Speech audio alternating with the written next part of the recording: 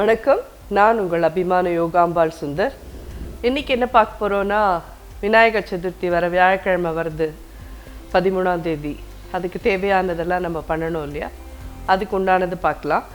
முன்னாடி நான் மேல் மாவு பதப்படுத்தின அரிசி மாவை தண்ணியில் கரைச்சி வச்சு அதை எப்படி பண்ணுறதுன்னு சொல்லிட்டு காமிச்சிருந்தேன். இன்றைக்கி வேறு ஒரு விதமாகவும் காமிக்கிறேன். ஏன்னு கேட்டேன்னா, பதப்படுத்தின மாவு கிடைக்காது, சில பேர்கிட்ட இருக்கும் இருக்காது, எங்களால் அரிசி பொடி வாங்க முடியல, எங்களுக்கு டைம் இல்லை, எத்தனையோ சொல்கிறவா இருக்கா இல்லையா? ஸோ அதனால் இது என்னென்னா, பச்சை அரிசியை 2 மணி நேரம் தண்ணி விட்டு ஊற வச்சுருக்கேன். இதை நல்லா மண்ணை மாதிரி அரைச்சி அதுக்கப்புறம் இதை கலர்றதுக்கு எப்படின்றது காமிக்கிறேன். இதை அரைச்சின்னு வந்துடலாம். இப்போது இந்த அளவுக்கு நீர்க்க அரைச்சி எடுத்து வச்சுக்கோங்க.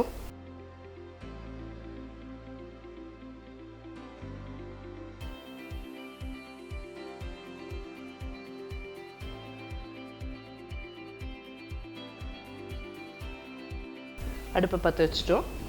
2 ஸ்பூன் நல்லெண்ணெய் விடும், ஒரு சிம்டா உப்பு போடுறேன். இதுக்கு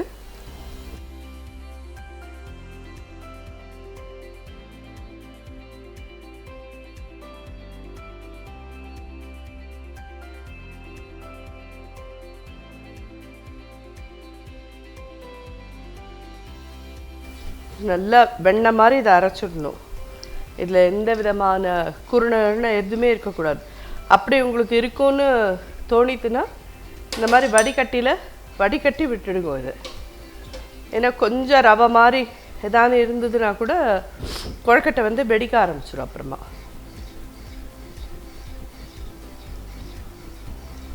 இவ்வளோ தண்ணியாக இருக்கணும். அது ஒரு மாதிரி இருக்கும்னா இது ஒரு மாதிரி இருக்கும், ஃப்ரெஷ்ஷாக அரைச்சி பண்ணுறதுனால. பட் பதப்படுத்தின மாவு கிடைக்கிறவா பண்ணலாம். எங்களுக்கு மாவு வாங்க முடியலை, எங்களுக்கு டைம் இல்லை, எங்களுக்கு போக முடியல அப்படின்னு சொல்கிறவா இந்த மாதிரி அரிசி ஒரு 2-3 மணி நேரம் ஊற வச்சேன்னா கூட ஓகே. இனிஷியலி பார்த்தேன்னா கட்டி தட்டிக்கிற மாதிரி இருக்கும். நல்லா கிளறி முடிச்சப்பறம் பார்த்தேன்னா ஒன்றும் இருக்காது. ப்ளஸ் நம்ம கொழுக்கட்டை பண்ணுறதுக்கு முன்னாடி கையால் வேறு நல்லா பிசைஞ்சிடுவோம், ஒரு கட்டியும் இருக்காது இதில்.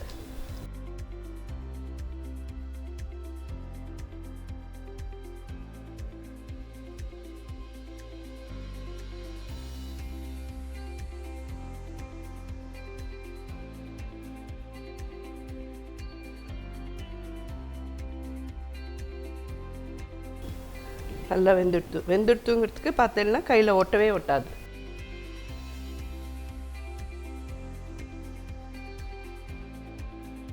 மேல் மாவு ரெடி ஆகிடுத்து, நம்ம பூர்ணம் ரெடி பண்ணலாம். இது காயாமல் இருக்கிறதுக்கு என்ன பண்ணணுன்னா, இது மாதிரி ஈரப்படுத்தின ஒரு கர்ச்சீஃப் இல்லை ஏதான ஒன்றுத்தை இது மேலே மூடி வச்சுட்டேன்னா காயாமல் இருக்கும். இப்போ பூர்ணம் பண்ணலாம். 1 கப்பு தேங்காய் எடுத்துட்டுருக்கோன்னா 3/4 கப்பு வெல்லம் போடும்.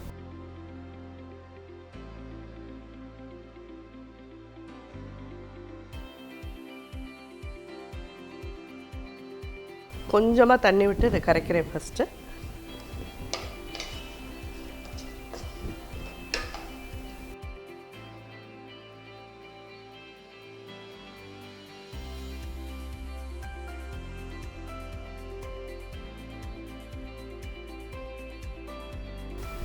கரைஞ்ச வெல்லத்தை வடிகட்டிக்கலாம்.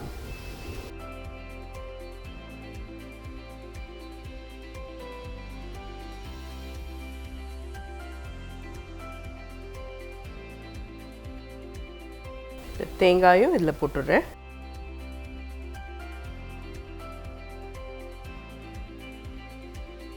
இந்த தேங்காயை சில பேர் மிக்சியில் போட்டு அரைச்சிட்டு அப்படியே போடுவா, சில பேர் அப்படியே திருவிட்டு போடுவா. நான் திருகிட்டு தான் போடுவேன். ஏன்னா அந்த தேங்காயோட ஜூஸ் கிடைக்கும். அரைச்சிட்டோன்னா அது தேங்காயோட பைட்டே இருக்காத மாதிரி இருக்கும். உங்கள் சௌகரியம், உங்களுக்கு எப்படி பிடிக்குமோ அப்படி பண்ணிக்கோங்க. இதுக்கப்புறம் உளுத்தம் பூர்ண கொழுக்கட்டை சொல்கிறேன். அப்புறம் பிடி கொழுக்கட்டைன்னு ஒன்று உண்டு வெல்லத்தில். அதாவது அதுதான் விநாயகருக்கு மெயினாக பண்ணுறது. என்னென்னு கேட்டேன்னா, நமக்கு பிடித்த காரியத்தை நினச்சிட்டு அந்த பிடி கொழுக்கட்டையை பண்ணி வச்சோன்னா அது விநாயகர்னால் நடத்தி வைக்கப்படும் அந்த காரியம். எல்லாரும் அது மாதிரி ஏதாவது மனசில் ஒன்று நினச்சிட்டு இந்த காரியம் நல்லபடியாக நடக்கணும் அப்படின்னு நினச்சின்னு பண்ணுற கொழுக்கட்டை அந்த கொழுக்கட்டை தான்.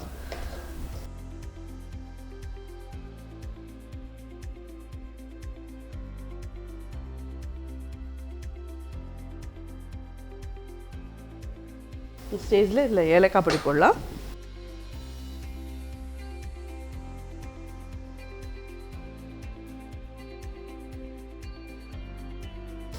இவ்வளோ லூஸாக இருக்கான்னு நினைக்காதீங்க. ஆறித்துனா வெல்லம் டைட்டாகிடும். இதை விட நீங்கள் இன்னும் டைட்டானுன்ட்டு பிசைஞ்சுட்டே இருந்தீங்கன்னா அப்புறம் உங்களுக்கு இது வந்து கமர்கட் ஆகிடும், எடுக்கவே வராது.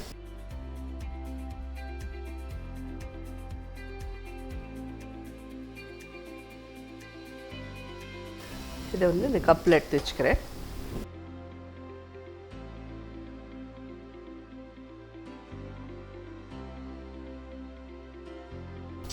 இது என்னென்னு பார்த்தீங்கன்னா அடியில் தண்ணி விட்டுட்டேன்.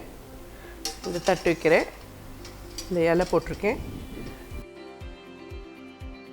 கொஞ்ச நாள் இது சூடாகணும். சின்னதாக வச்சுருக்கேன். இன்டன் கொழுக்கட்டை மாவு எடுத்துப்போம்.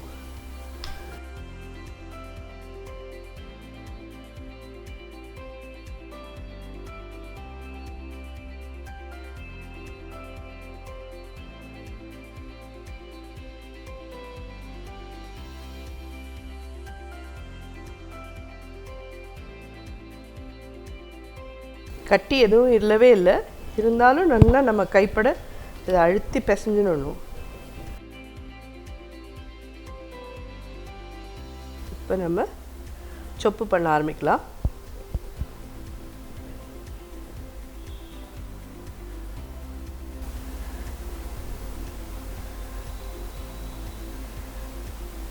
இதில் பூர்ணம் கொஞ்சம்,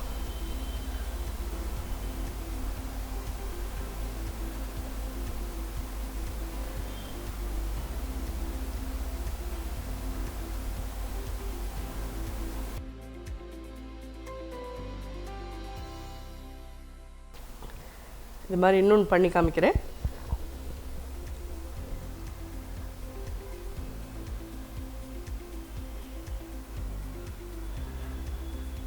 இப்போல்லாம் மோதகம் பண்ணுறதுக்குன்னு ஒரு மோல்டெல்லாம் வந்திருக்கு.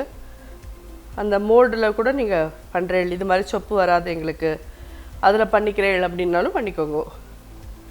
அதில் என்ன ஒரே ஒரு இதுன்னா மேல் மாவு வந்து கொஞ்சம் திக்காக இருக்கும்.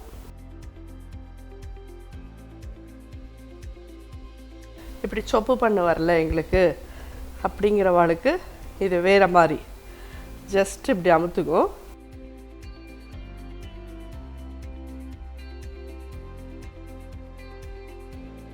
பூர்ணம் வைங்கோ.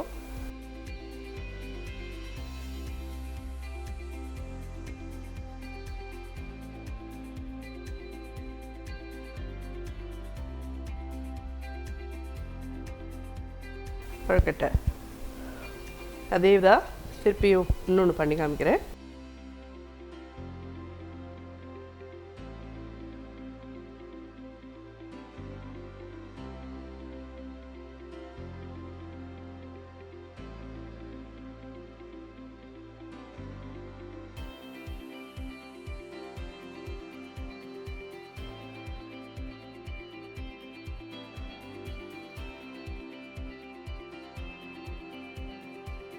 இப்போ மோல்டில் எப்படி பண்ணணும் அப்படிங்கிறதையும் காமிச்சிடுறேன். மோல்டுக்குள்ளே நல்லா எண்ணெயை தடவிக்கோங்க.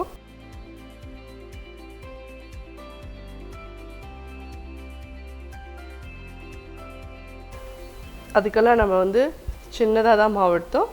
இதுக்கு இவ்வளோ எடுத்தால் தான் அது சரியாக வரும்.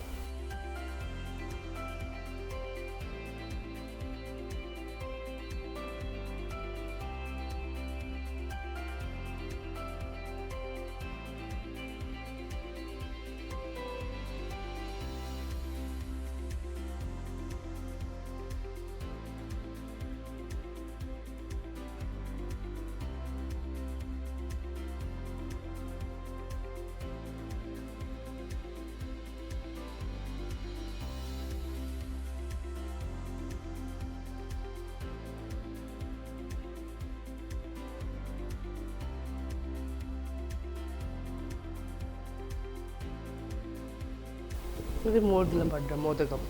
இன்னொன்று உங்களுக்கு பண்ணி காமிச்சுடுறேன். இதுக்கு இவ்வளோ மாவு தேவை. அது கம்மியாக இருந்தால் நல்லா வராது.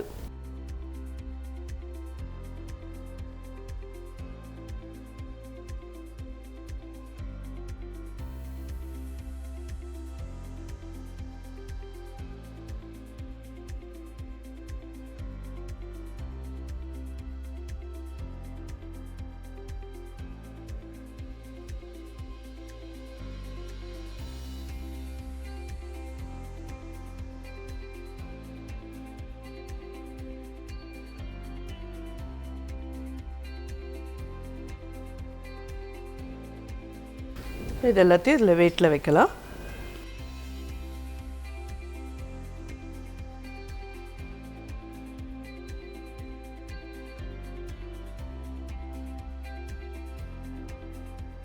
இதை வேக விடலாம்ல. ஒரு 5 to 7 minutes ஆகும். இது ஈஸியாக இது ரெடி ஆகிடுது. ஆல்மோஸ்ட் நம்ம இப்போ இது ரெடி ஆகிடுத்து பார்க்கலாம்.